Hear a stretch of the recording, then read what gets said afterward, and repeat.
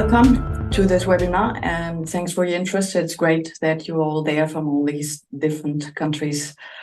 But just to give you a little bit of background, my history with computer-aided qualitative data analysis goes back 30 years now, and I've been part of the whole development, and of course software functionalities improved, and we were able to do new things with new functionality and new technology. And now AI is coming to the scene, and I have to say generative AI, because AI is artificial intelligence that also is a general term that also includes machine learning. And if you use sentiment analysis, if you use entity recognition in Atlas, MaxQDA also has some machine learning features, and Vivo has some machine learning features, topic modeling, that suggestion of themes, and Vivo had that for a long time.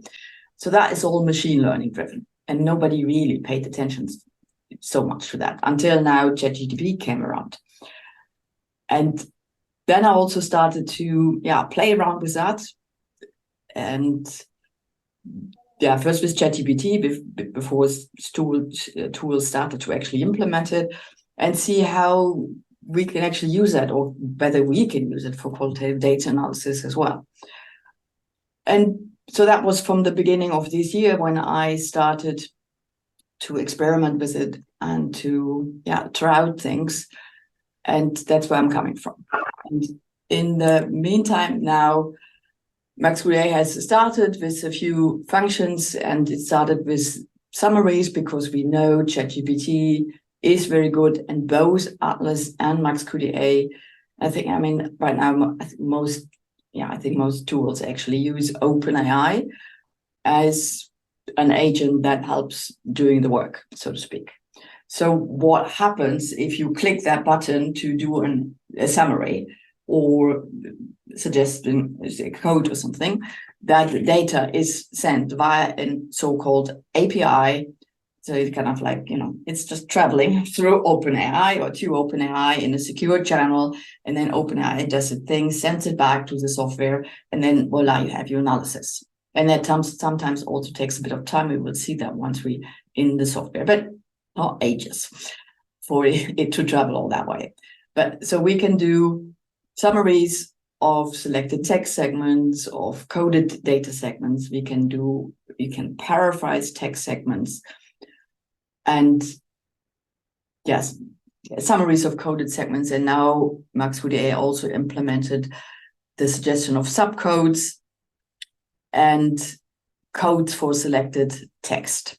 So that's the MaxQDA features, and I will show them to you live. And this is Atlas, and there was just an update 2 days ago.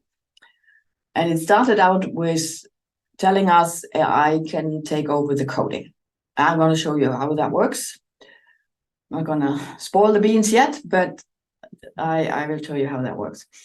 And then it also included summaries of coded segments and documents. So you'll see slight difference. MaxQDA, you cannot do documents, but in Atlas you can.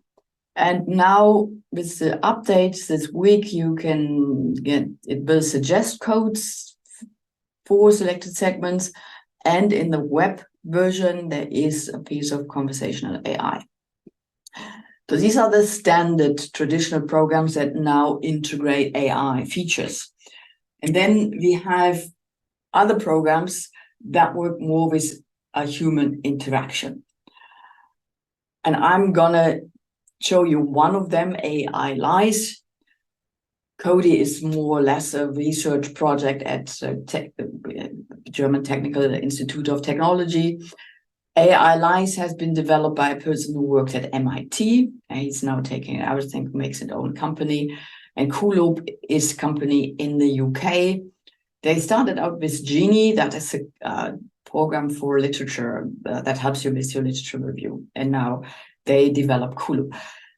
Those work with you asking questions, and I will show you AI Lies, and I've experimented a lot with that.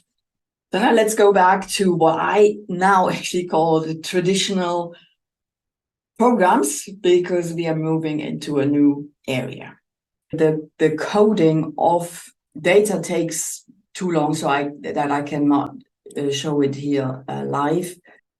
The way basically what I can just show you the motions and how you would do that. You have the AI coding here, but I won't took about an hour to code these 16 interviews, where you go through these features, select a document, and then start the coding process. Well, and then you have to agree to the privacy policies, and that is that's what I said, explained before. The data will be sent to OpenAI. OpenAI is doing its thing, and then the coding process starts. So this is what you get once that whole cycle went through. You get off, or it tells you how many codes it actually has. And then potentially you could go through every of these segments and say, well, I want this code, I don't want this code, but I guess you don't want to do that. So this is 2 focus groups. These are actually artificial focus groups I created. So I can show the data. It's all, I made that up with ChatGPT. Actually, I was going into conversation and ended up with some focus group data on the use of AI in qualitative research. So this is what this particular data set is all about. But it came up with 301 codes for about 25 pages. Those transcripts are not longer. Then this is new in the last version. Then you can go for the number of categories that you want. It just came out last week. So just, there is still some glitches in it, because when I asked it to just do like 5 categories, it's kind of switched to 34. I wasn't really able to do that. And then I want to go back to just 10, and I got 30. Yeah, the idea basically is that you can have some say into how many categories you want. And yeah, and I will show you live what that means. And then they have some nice visuals. But the point is, it looks nice, but can you actually work with that? The issue is here, then we get something, this whole thing is an artificial intelligence, so I get category there, but then I get lots and lots of codes that have been used once or twice. And a few codes, well, something, it's artificial, but what does it mean? It doesn't mean actually anything. So you have 16 documents, you can already see it here now. We get 2,800 and something codes. And I can tell you why. You have one segment, and this is in a PDF, it's rather large, but it has like billions of codes attached. And if you would look and read the segment now, we don't have to do that here. It is impressive that it kind of picks up on what is in that segment, but it's not how we would code the data. This is just describing what's in the segment. And when we code as humans, it's always asking, okay, what is this all about? And then we code something, and then we move further on. And then we said, okay, what is this all about? And then maybe in that segment, we find something that is very similar to what is in another segment. And then we said, well, if we have that code already, if we just slightly change it, then we have an abstract term. We can also apply that to that segment. What the AI coding is kind of thinking about codes for every new paragraph it codes. And that's why we get into that mess of 2,000 something codes. And well, I coded a literature review with 50 documents. I ended up with 4,000 codes. That's nothing you can work with. And I extensively also wrote about this and explained, and there's also a video on it where I explained that in more detail. And what I also then did, also to just also show, even if you start then refining the codes, if you have 280 codes to begin with, refining the codes took me, if this is 25 pages, refining those 300 codes would take me 3 hours. In those 3 hours, I would have coded the data myself. So this is not a very good implementation of AI in qualitative research. We gonna progress and I just start with maybe the worst burst of it, but it will get better. So the other option you have is you get summaries of coded segments. Well, maybe I can just show that live. I think that's so. We have here all codes for reasons for having, do the positive effects. You can just go in analysis and say AI summaries, and then you will get those into, that takes 12 seconds, so that's quick enough. We can just wait for those. And this is where we get into something that's more helpful. So here now we get everything on the positive effects that I've coded here. We don't have to talk so much about the details of this project, but these summaries are kind of okay. I can already tell you the issues with this, and that is the same also in MaxQDA. Here we cannot interact with the AI. We cannot tell it what kind of data it is, whether it's literature or whether, this is actually comments on a blog. So it's not one author, it is actually 50 people that write. So I cannot tell them, these are comments on a blog, or these are focus group data, or these are interview data. I have no space where I can enter it. So maybe at some point they allow that, but now it's kind of rather static. I can do these summaries. The summaries are not bad and they will be helpful, but always take this with a grain of salt. You have to, in a sense, you should always know your data so you can also evaluate or the quality of those summaries. And when I looked at the summaries for coded segments, because you coded the data, and this is now a manually coded project. You coded the data, so you already put everything together that is on positive aspects or on strategies, on challenges, whatever. So there's already some pre-selection. And we know that ChatGPT, that's where it's coming from, OpenAI is quite good in summarizing data. Because in this particular project, because it's all around parenting, and we all know it's all the good and the bad. Yeah, we cannot sleep at night, but if we look at our baby in the morning, it's all smiles. And so what I often coded is this ambivalence with the positive and the negative, and that is with one quotation. If I let Atlas or MaxQDA, doesn't matter, summarize, or the AI summarize the data segments, it will also tell me the bad things that are also captured by that quotation. But the way I coded here, because that was before I did want to capture the ambivalence between, there are some, challenges here, but then there are some positives here as well. And if that is all in one quotation, you will get that back in the summary. But of course, you can just negate that stuff. You can then use the positive aspects and just cut out the things that are that you don't want in that summary. So the point is always you are in charge, and you should be in charge, and you should not let AI just do things and then your summary or your analysis just done. With that kind of implementation that we see here is a misunderstanding of the coding and analysis. Coding as a means to an end, to analyze the data. Coding is not analysis. Why do we code data? In order to capture what's within that paragraph. But that's not the analysis. We then have to work with the coded data and summarizing it. It's the first step that we often do. So that's why that part is quite helpful.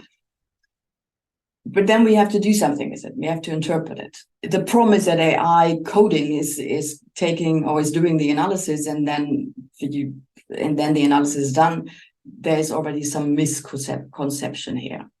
And that's why I think that implementation kind of goes a bit the wrong way. Let's look at the conversational part here. these are the focus groups again that I picked my ChatGPT focus group, so to speak. So what you have here now, you can click on tools and conversational AI. So you can now interact with the data. And that's an interesting thing to have. And it says experiential, so it's all new. So take that into account. It only works in the web version. So I think it'd be easier to implement a chat agent here. So let's start a new chat here. So what I want to know about this document is what takes a bit, but it does go rather quickly.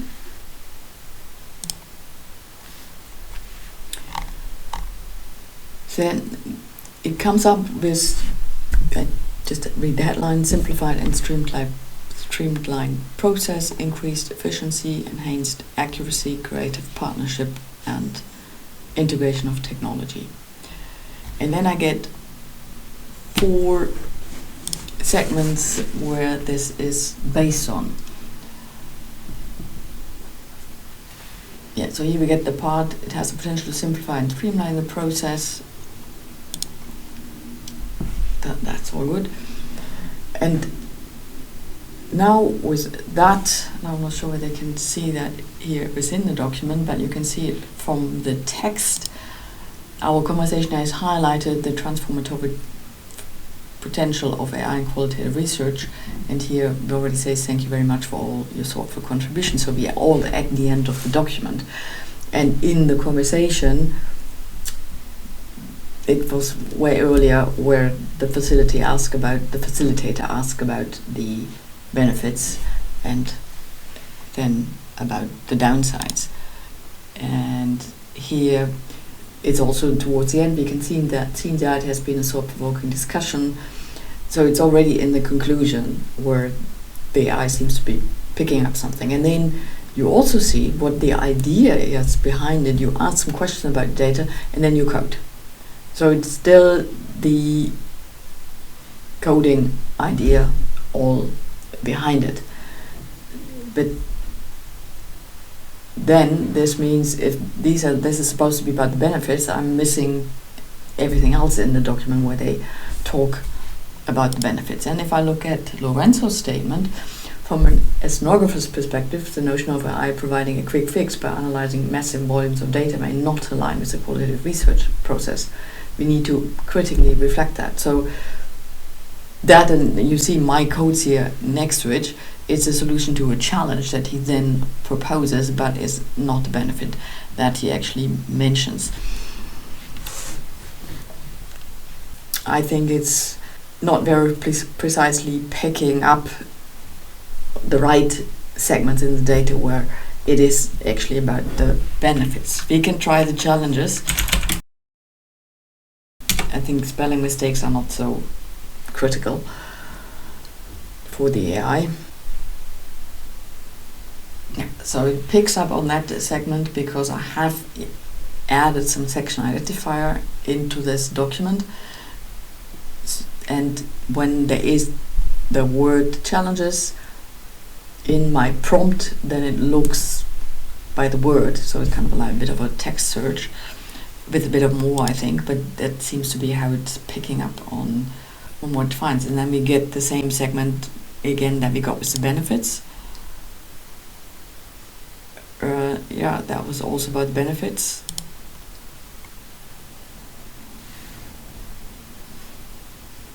And yeah, so it doesn't really pick up so much on the challenges that we have here. I can quickly show you the codes that I have.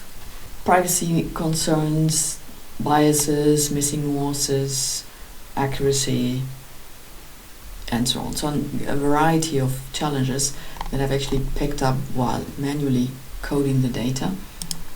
Yeah, so it did grasp the nuances, data privacy, protection, potential bias, that's what it mentioned, but then the segments it's based on, it doesn't really seem to fit together. But it's experiential, maybe something to look out for. It's probably a nice to have. But what you need to realize, you cannot just query your entire data set. You ask prompts about just one document. And then, as you see, what the idea of the workflow here is, that it then thinks you will still code the data. And we will see later what I mean with a conversational approach to qualitative data analysis through AI. This is much different, has nothing to do with coding. So here we are now with the Spanish interface of Atlas. And just to point out the options we looked at before, the coding or summaries, or if you go here and then under analysis, you also find the AI options.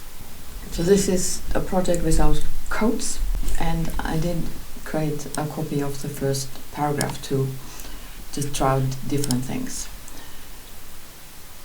So we see what kind of codes we get if we just highlight here something very short. So you would just like normal click on the open code button and then click on suggested here. And we get happy in parenthood. Yeah. I would read here something else. I would read here more, the level, or that the state of happiness hasn't changed.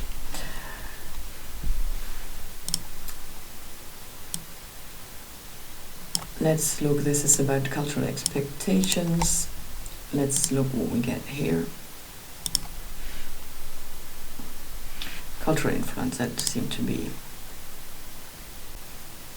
okay. Self-centeredness we could also pick here. And let's see what it suggests here if you do the next paragraph.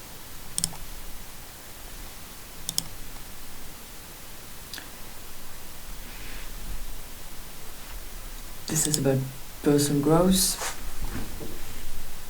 You could also code self-reflection. But you see, you get a lot of these codes. Of course, you wouldn't want to select all of them. So see what happens if we ask for codes for the entire segment. It seems to be kind of get most of what we had before, and then you can decide whether you want to code an entire paragraph or smaller segments.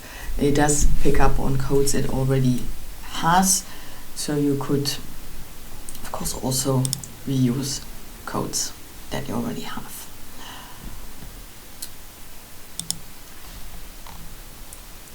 And what you have to pay attention to here is, of course, that you don't just blindly kind of continue to add new codes here, but really think, okay, which codes I already have, or which of these codes don't really apply, that I wouldn't code it like that. So that's what I had here with that first section. It wouldn't code that happy or parenthood. So just take them as suggestions, not just blindly kind of pick something here, because if you just do that, click, click, click, click, click, immediately you're gonna have another 500 codes on just one document. If you now go to our project that is already coded, so we see here what my manual codes would be, and then it does kind of look what you already have coded and takes that into account when it suggests code. So it doesn't come up with new codes here, but it does analyze the codes I already have and see what would fit here on that particular paragraph. So let's look at what it kind of find on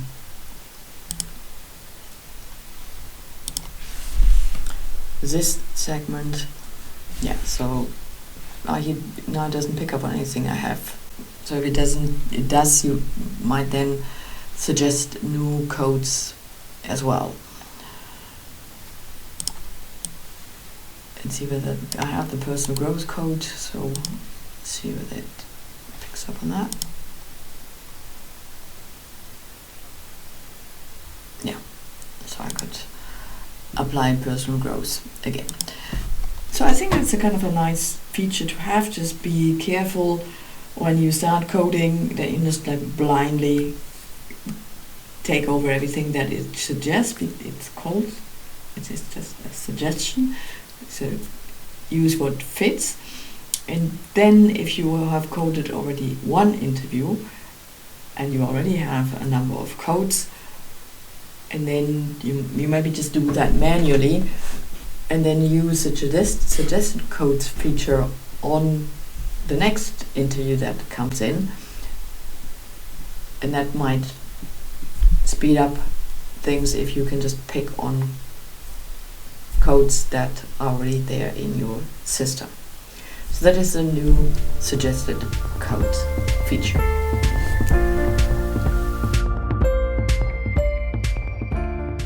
This is the focus group data, again, the one that is manually coded. But what you can do is, so you highlight a piece of text and then you can go to AI Assist and say, suggest new codes. Well, I can choose which language now the code should be suggested. I just do Spanish, even though, well, maybe then you have to help me. And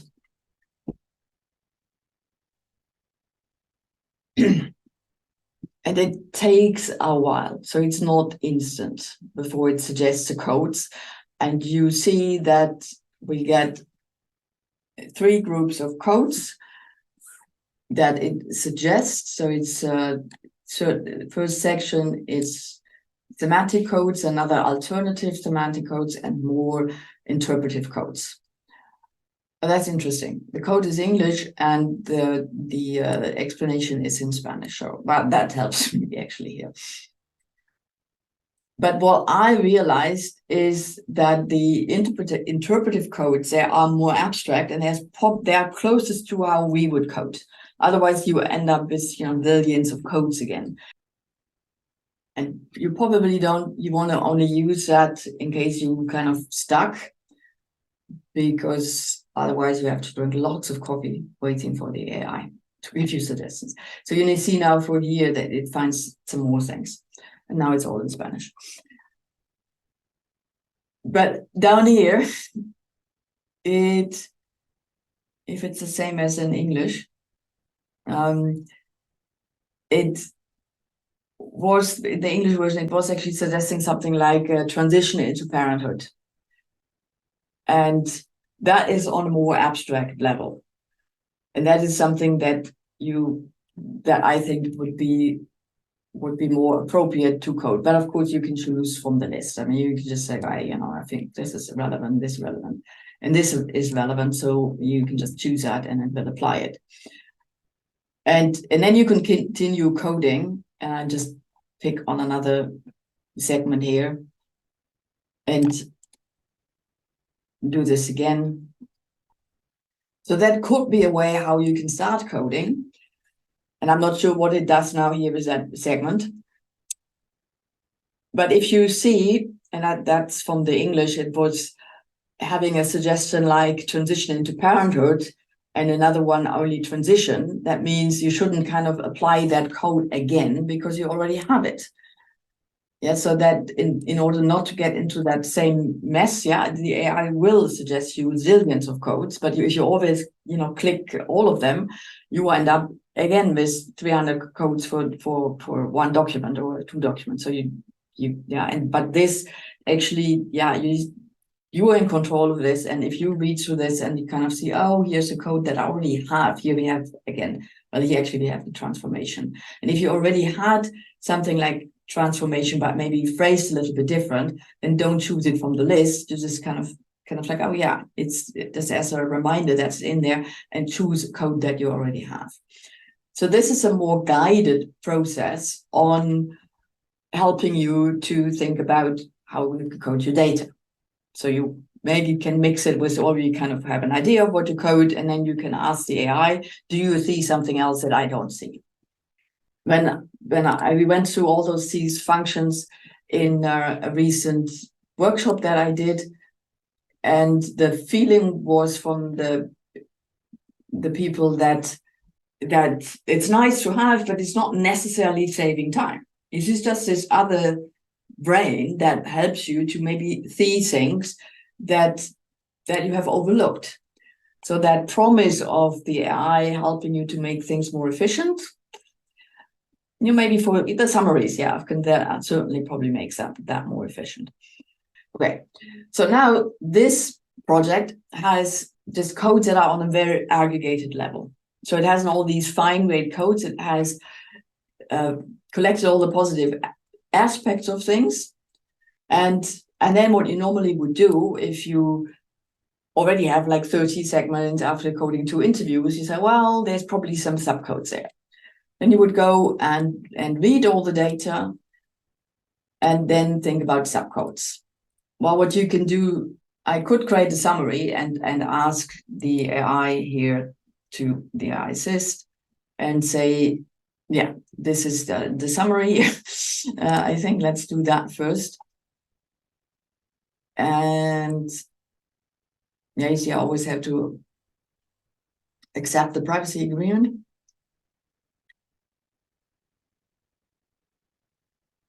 I might have to wait for a bit. And here we get the summary in Spanish. So you actually see what the data is all about. Yeah, so the languages are not really a problem for the AI. If the data is in English, you can get your summaries in Spanish, wonderful, or in German or whatever. So then that gives you maybe ideas for how you can generate subcodes, but you can also ask the AI directly to give you suggestions for subcodes. Yeah, and you can also get not only the list of subcodes, but you can also get some more, you have examples. So it's not just a list of subcodes, but it gives you some more information around it. So this is now the subcodes it gives me, and here, if I don't ask for the details, I may only get a list. And here I get a list with some examples from the text. And what you have to pay attention here is, I think this is called personal growth and satisfaction, if I'm not mistaken. Sometimes get like 2 concepts put into one, because the AI is not a qualitative researcher. He doesn't really know what we're doing. And also here we have 2 things here in there, but it doesn't really matter so much. It's not doing the subcoding for you, it's just giving you suggestions. So always remember, you have to now look at it and see what would be viable subcodes. And what I said before, if it also depends on how you've coded. If you coded in one sentence that you have positive and negative effects, and you don't want to break down that sentence, you want to get the context, and you coded the context, then you might also get some of the challenges here suggested as subcodes, and you can just ignore that. Just you look for, or just take what is meaningful. It is, I think, a challenge that we who have more experience in qualitative research, how do we teach that? Because those people new to qualitative data analysis, they might think, oh, wonderful. I just take these suggested subcodes and without knowing that's not a good idea to have actually 2 things together. Each code by itself should be clearly defined, in each subcodes as well. This is cannot have a long lessons on how to build a good coding system, but these are things that you need to learn.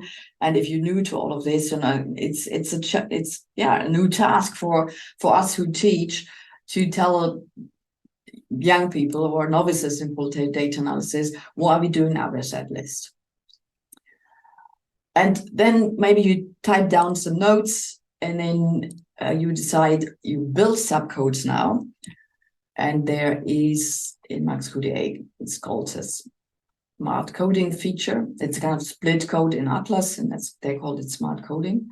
And here I want to show you something that you can also do on a single segment, but then it's more work. We have AI Assist here again. And now we can get a summaries in the comments. We can get it as phrases or as bullet points. And that is a quite, yeah, I think it's also, I think maybe you just going to do it because it's possible in a way. But I think it's nice to have those summaries. But if you would have to do that for every segment, that's why it's kind of nice to do that here in that window, because then within one go you get a summary of all whatever 35 segments I have here. And yeah, and now of course I have to build subcodes and put all the data into subcodes. What I wanted to show here is how you very quickly can get summaries in the comments. And I have activated the view option here as well. So the summaries of the coded segments will pop up here as well in that right hand margin area if you let it show. You could also have get other summaries, right click here, AI Assist, and get a summary of that selection. And you can also then, we do maybe a medium summary here now. And that will, if you're familiar with Max QDA, this will get you a summary in what is called an in-document memo. So you will have a little memo here and will show you the summary. You can also do the same for a coded segment. It's just a matter of where you click. Yeah, if I want to get a summary for the code segment, or I can have the software creating paraphrasing the text. So I'm not showing all of this here. I think you have seen the option. I can just, So instead of getting the summary of the selection, I can also get let it paraphrase. So the paraphrases will show up in comments. That means they are shorter. That's the difference. The summary in a memo can be longer, but the paraphrasing it's not longer than 126 characters, something like that. Yeah, and there's one other place where it shows up, and that is in the summary grid. Yeah, what you do in the summary grid is actually a nice tool that helps you getting from coding into data analysis. Yeah, that what we have now here is a comparison. It's kind of, if you're an Atlas user, the code document table, kind of a display of codes. And that's on purpose a very small project here. So we have here the select documents, and then you click on the cell, you get the data from what you've coded, and here you see the AI summaries showing up again. And that is a quick view to review your data. If you maybe just focus then on the summaries, and then you could, so now you could actually just write in your own words,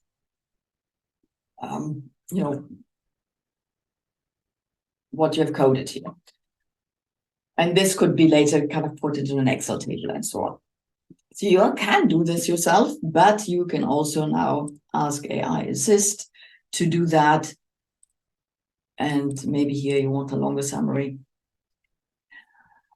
And now it does summarize all these segments for you. So the summary functions generally are not bad.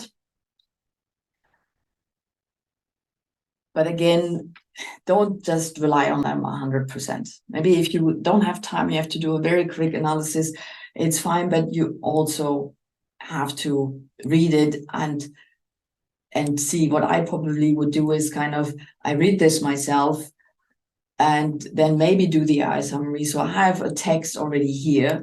So I always think it's easier if you already have a text and then you can extend it or take something out that doesn't fit. So use it as just a little helper there already gives you some text there, and then you say, well, there's something missing, so you add it by hand. So don't just rely on it completely. And that is a whole other presentation. I don't think we might get to that, where I actually looked at the quality of the summaries and in more detail. So, but just a short version is always check it as well, and just don't just rely on it. Remind us what we have been looking at.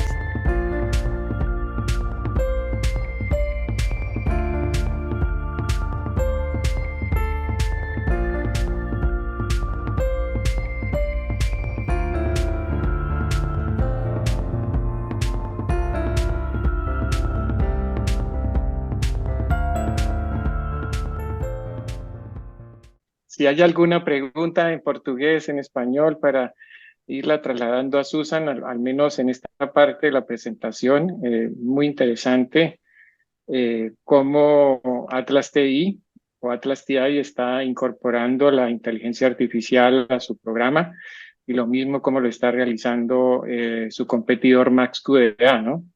En lo personal, para poner mi punto de vista en español, para el público en español, vemos como mucho más avances y más posibilidades en MaxQDA, ¿no? No sé, Marvin, qué piensa y el público. Pero bueno, dejo mi punto de vista y pasamos un poco a las preguntas, al diálogo, a la conversa, como se dice en portugués, ¿no? Si es que ya podemos hacer algunas preguntas. ¿Puedo hacer una pregunta, Luis Alfredo? Claro, cómo no. Estamos en un momento así especial para eso. Okay, entonces, I will ask in English and then I will translate into Spanish, okay? Ricardo? Yeah? Please, Ricardo. please present yourself before the question, because not everybody know you, okay? Okay. Thank you. Yeah. So, I'm Ricardo Contreras. I live in the United States, in Oregon, and I've been working with Susan and Luis Alfredo for many years in this area. So I'm here to learn more about how AI has been implemented. So soy Ricardo Contreras y vivo en Estados Unidos, y hace ya muchos años he estado trabajando con Luis Alfredo y Susan, y estoy aquí para conocer mejor cómo se está implementando la inteligencia artificial en el análisis cualitativo de datos. Entonces, the question I have, Susan, has to do with the context. How does AI handle the text that comes in the paragraphs before and the text that comes, how does it handle, if I'm looking at a paragraph, how does it look at that paragraph, but taking into consideration what I have learned in the previous paragraphs of the text? ¿No? Entonces, cuando analizamos un párrafo con inteligencia artificial, cómo la máquina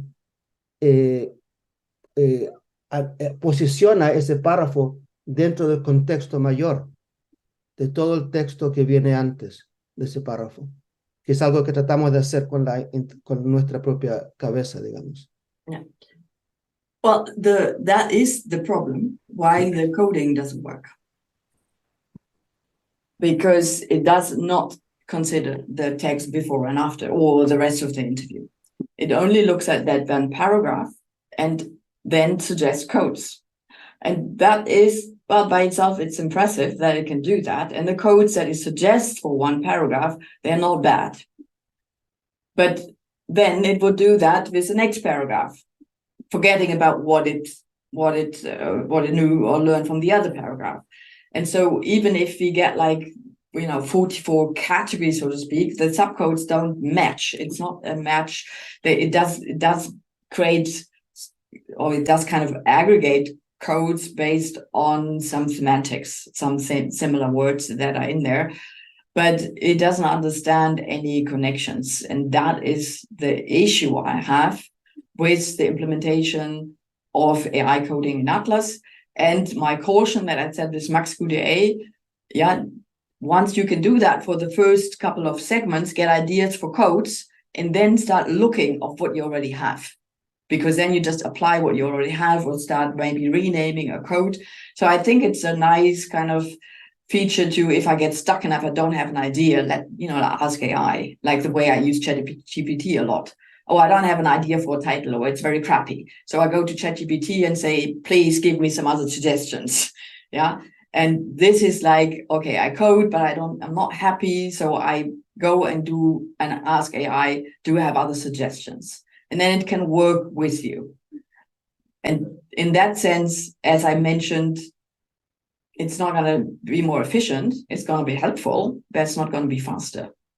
Yeah, it's because that's often promised. So now we get analysis is very, it's cutting down time.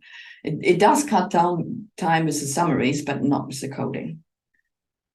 And that is the fundamental flaw with the fully automated coding in Atlas. Sentiments analyze. Yeah, It's only possible in MaxQDA. No, it's also possible in Atlas. So that is a feature which I mentioned at the beginning. It's also in artificial intelligence, but that's machine learning. Yeah, so that is before generative AI. So and I do. The question is, Teresita is the question, ¿no? MaxQDA realiza solo análisis de sentimiento. Yeah. So here you have the sentiment analysis and the entity recognition. Now it's in Spanish. And the concept search. So this is all based on pre-generative AI. This is all machine learning.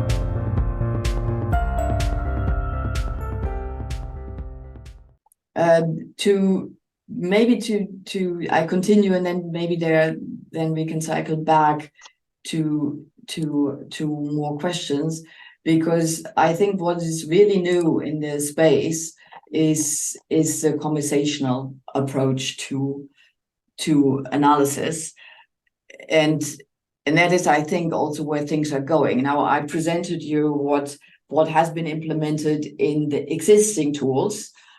And some of it works, some of it doesn't work that well. But, and here we have my two focus groups again. And this is a software called AI Lies. It's coming out of MIT.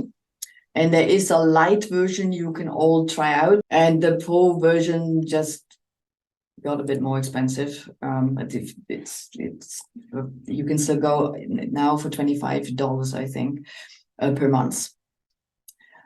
But you can try it out with the light version. You can work with like 3 documents, and I practice a lot with that. But I'm in the pro version now, so I did prepare this a bit, so we don't have to wait for the answer. So you can ask now questions, and now you can also, and it actually is not just considering one paragraph; it's considering the entire document. And you can also say, give that information here that this is a focus group. So you can see actually my prompts that I entered here. So what are the challenges of using AI for qualitative research? Compare the 2 answers of the 2 focus groups. And then you can also add some keywords to make it more precise. Then you get, it does recognize all the speakers. In focus group 1, Tom and Anna expresses skepticism about the AI. Then it compares it with focus group 2, including, and it names all the participants. And it does kind of pick up on who said actually what. Yeah, so you get a much more sophisticated answer here. And then you could also ask for bullet points. Just give me all the challenges in focus group 1 as compared to focus group 2. So it's also not just a matter of just chatting with one document. You can just upload all your 20 documents and ask questions about it. And here I asked create bullet points for each group and add quotes that illustrate the point. Yeah, so we get the main concerns here, and then we get a quote from Anna, and we get a quote from Tom, and so on. still kind of have to check that a bit better. Yeah, it's AI. It's not always going to be perfect, because it's also a matter of us how to communicate with the AI, whether we get a good answer or not. So we need to ask good prompts that work. And sometimes you type in a prompt, you get a shitty answer.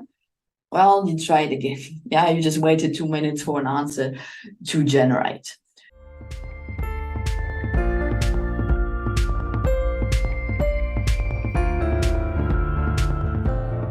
You could also ask for the viewpoints of Tom versus Anna, those kind of things.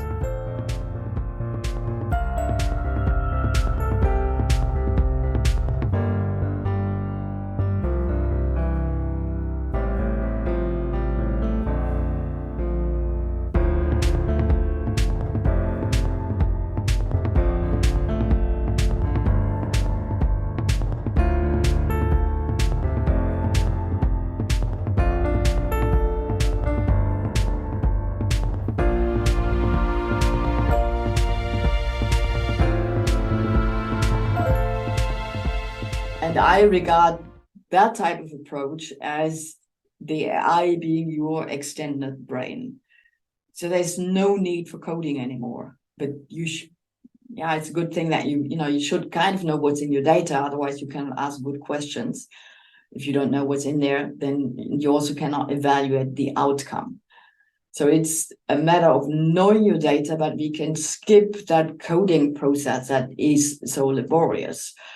And that we have seen doesn't work very well if we just let AI doing it, because of the reasons I mentioned.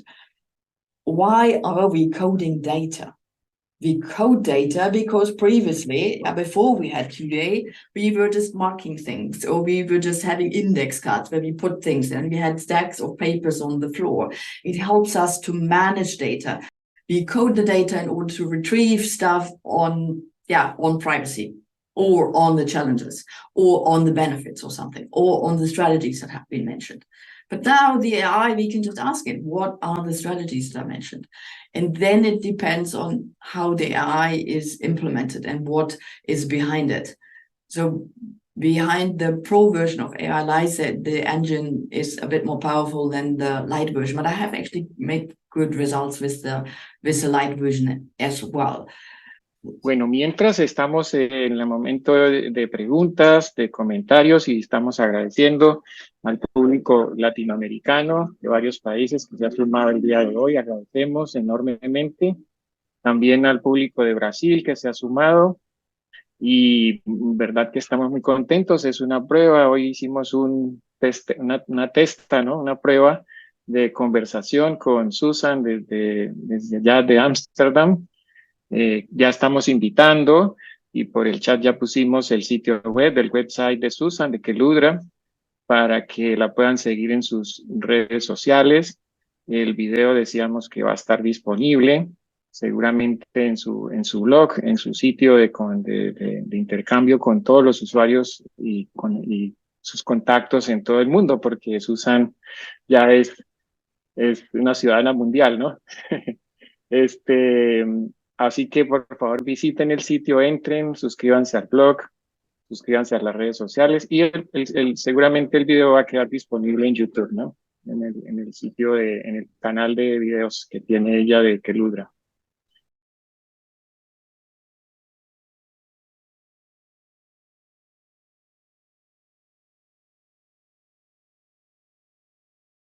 And when we come out at end of November, that is a beta version. So that's why we're looking for people who are willing to try and give us feedback. It's not going to be perfect, but we want to work with you. Everybody's interested in going, also with us in this transformation, and also will accompany that with conference presentation, methodological papers, and so on, because it does mean we have to rewrite methodology. Because how do you report that you work with an AI assistant, something like, and then you don't have a category system anymore? How do we report? Do we, our prompts and things like that? So that is what I'm interested on a methodological level to move us into the future in this area. So this is now what we have seen is we have seen the implementation of generative AI in existing tools like Atlas TI and MaxQDA. And now I've shown you one new tool that has come up, and I think there will be also more in the future, including the ones we are working on right now, that will move us into, or at least gives us different options. I think there will be still projects that need coding. But if it's about a content analysis, I think we can just go into conversations with the data. We can skip the coding. Might be a bit provocative for some, so maybe some people have some questions. Muy bien, muy bien. Muchas gracias, Susan. Thank you very much. En español, no sé si existe alguna otra pregunta. Ricardo, ¿quieres hacer alguna pregunta? Están 40 personas todavía, 40 people in this meeting. Ok, Marvin. Não, Ricardo, pode fazer, eu faço na sequência. No, you can go, please. It's Okay. Thank you, Susan, for sharing your time and your knowledge with us. It's very important for us here in Brazil to be in the frontier of the knowledge, and I think this kind of revolution in our analysis. And but my questions are, I have things about, I think it's not the moment to discussion, but I have questions about if this system will be really the extensions of our brains, or they will replace, some critical point of the analysis. And I don't know, I think for us that have experience in doing this kind of work, probably it will work extension as an assistant, but for the new generations, I don't know if they will learn how to code that data, that handle coded data, but it's not my central point. I have two points that are very important. First of all, where these systems are trained, yes, they bring the bias of the data where they are trained, and I think we have to discuss it is with very, very serious. And the second point is the way the system gives us to track the process, yes, because when we use the traditional softwares like Atlas, we can track, yes, all the process. The software is not good. I think we have, as the Ricardo have asked before, we don't have the saturation. Yes, for me, the system doesn't look what it did in the last paragraph. Yes, we have the difficulty of saturation. Yes, but we can track all the process. Yes, in the case of ALIs, you have good summaries, yes, good themes, but it's difficult to track, yes, what was the exact place that they used to extract this information. So we are in the trade-off, yes, between track and saturation, and so I don't know, probably is the thing that you have to attack in the next steps, yes, of this kind of tools. But is this, that's the difficult point to think, to discuss. But again, thank you for taking your analysis, because probably let me go to your first question. We are, of course, now considering what kind of generative AI tool we're using. A lot of people right now use OpenAI because there is an API and it's mostly widely used, and we know about the biases. We are aware of those, and we always need to take that into consideration.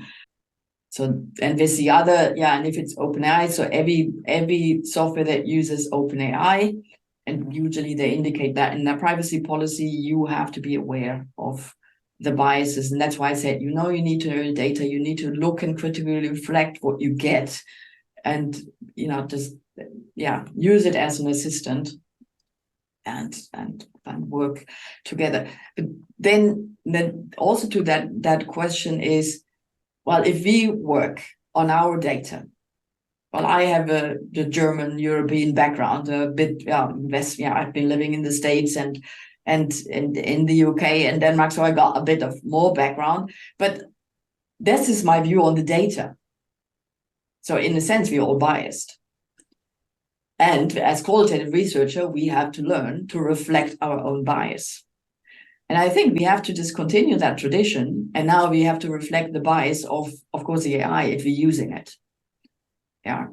But it's not that we are not biased. We're all biased within our own cultural traditions. And this is just, we just need to continue, extend that practice that a good qualitative researcher would do anyway.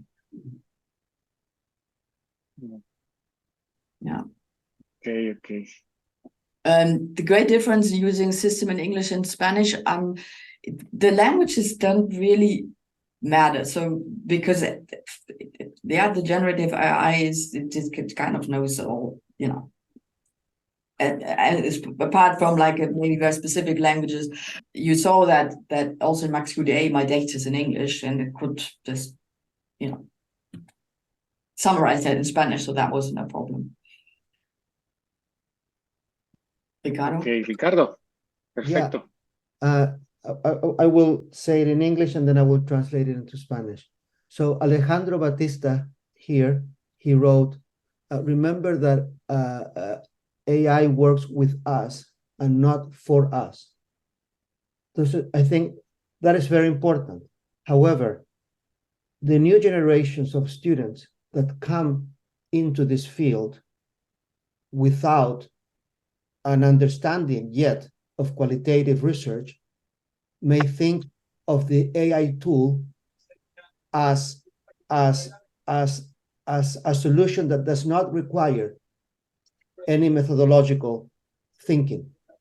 So what I think is that we also have to think about the academic and the training of the new generations of researchers. Entonces, la pregunta que yo tengo es que lo que dijo Alejandro Batista aquí, dijo, remember that, recuerden que la inteligencia artificial trabaja con nosotros y no para nosotros.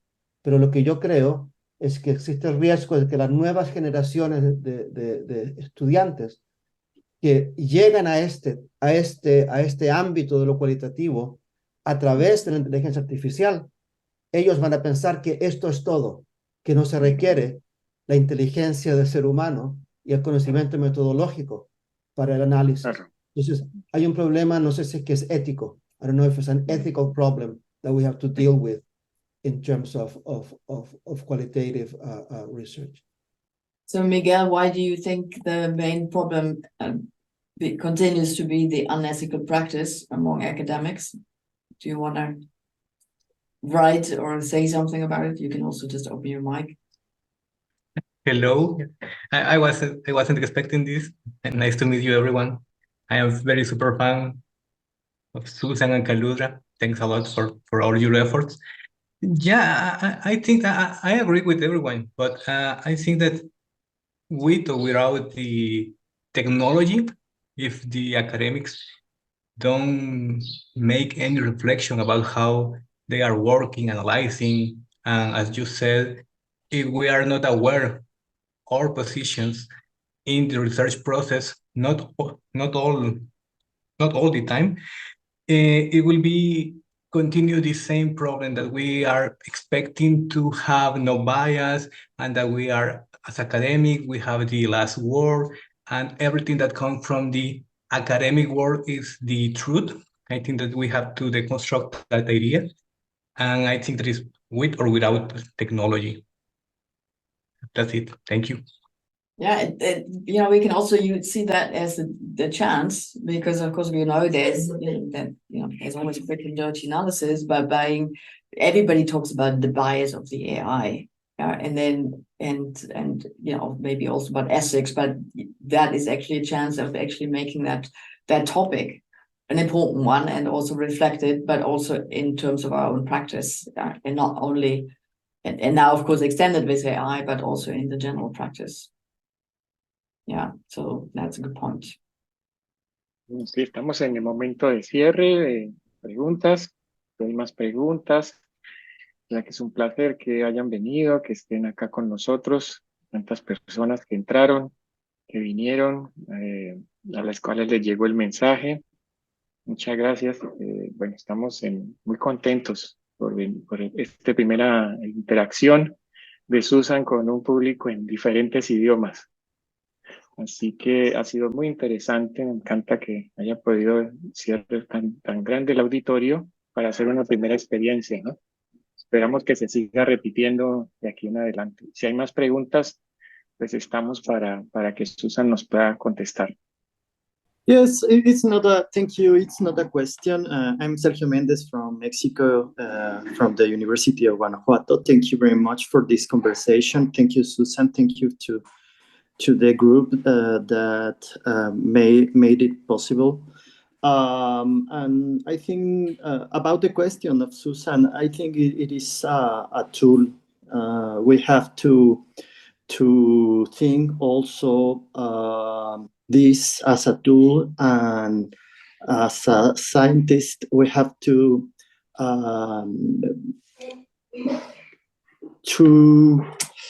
take advantage of these tools, but always thinking that it is just a tool for make a better research. Thank you very much again, and congratulations. And with that, I say thank you for you all being there. It was great to see so many people being interested in that. And thank you very much for Luis and Marta to organize it.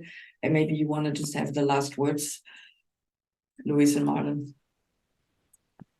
Thank you so much, Susan, again. And I hope we can keep in touch and we can work together, yes, to help to give this step in the qualitative analysis. And thank you so much. Thank you, Luis. And estaremos, por favor, si se suscriben, ingresen a queludra.com y Sí, sigan a las redes sociales también. Y estaremos avisando de próximos eventos para Latinoamérica y Brasil. Y lo mismo, pues, Excelente. de verdad, vamos a seguir en contacto. Esto va a crecer, va a estar grande, very big, very big. Así que atentis para todo lo que viene. Tenemos que hablar, Luis. Ok, sí, vamos a hablar por interno. Hay mucho que conversar ya por interno. Sí. Luis Alfredo, ¿me incluye, por favor, en las comunicaciones? Claro que sí, claro que sí. Susan, great pleasure to collaborate with you today, okay? Yeah. My home as well. Continue the conversation. Nice to meet you, everyone. Thank you very much. Excellent. Gracias, buen día. Gracias a todos y muy amables por venir.